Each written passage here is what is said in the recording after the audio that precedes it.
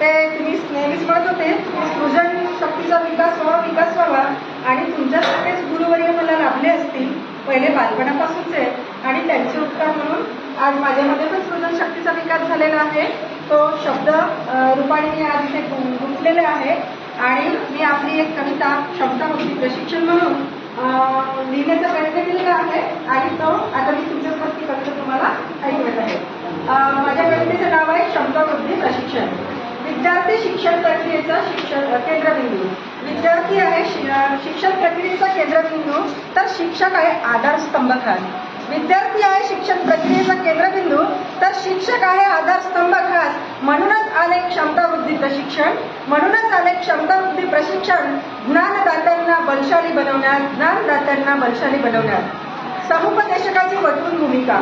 समुपदेशकाची वटवून भूमिका वाव देऊया शालेय नेतृत्व गुणास। समुपदेशकाची वटवून भूमिका वाव देऊया शालेय नेतृत्व गुणास।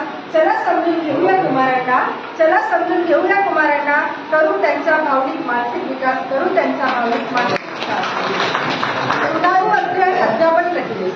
सुधारू अध्ययन अध्यापन प्रक्रियेस सांगू त्यांना पिसासी सनन्यास। सुधारू अध्ययन अध्यापन प्रक्रियेस सांगू त्यांना पिसासी सनन्यास। ज्ञान देऊन तंत्रज्ञान व्यवसाय निवडीचे, ज्ञान देऊन तंत्रज्ञान व्यवसाय निवडीचे। व्यवहार कौशल्याचाही करून घेऊ अभ्यास, व्यवहार कौशल्याचाही करून घेऊ अभ्यास। कार्यक्षमता प्रतवारी निर्देशांक।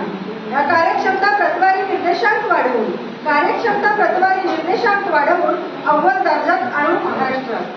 कार्यक्षमता प्रतवारी निर्देशांक वाढवून अव्वल दर्जात आणूया महाराष्ट्रात। अध्ययन निष्पत्ती भौतिक सुविधा अंतर्गत, अध्ययन निष्पत्ती भौतिक सुविधा अंतर्गत प्राप्त करूया आपण शालेय अनुदानास, प्राप्त करूया आपण शालेय अनुदानास। आणि सर्वात महत्वाचं म्हणजे काय तर, आणि सर्वात महत्वाचं म्हणजे काय तर देव प्राधान्य भविष्यवेधी शिक्षणास, देव प्राधान्य भविष्यवेधी शिक्षणास अन राष्ट्रीय शैक्षणिक धोरण 2020 नुसार, राष्ट्रीय शैक्षणिक धोरण 2020 नुसार घडवूया विद्यार्थ्यांचा सर्वांगीण विकास, घडवूया विद्यार्थ्यांचा सर्वांगीण विकास। ही माझी क्षमता बुद्धी प्रशिक्षणावर कविता होती आणि एक छोटीशी आता या क्षणाला सांगते की आजच्या या समारोपीय प्रसंगी, आजच्या या समारोपीय प्रसंगी क्षणापुरताच एकामेकांचा निरोप घेऊ।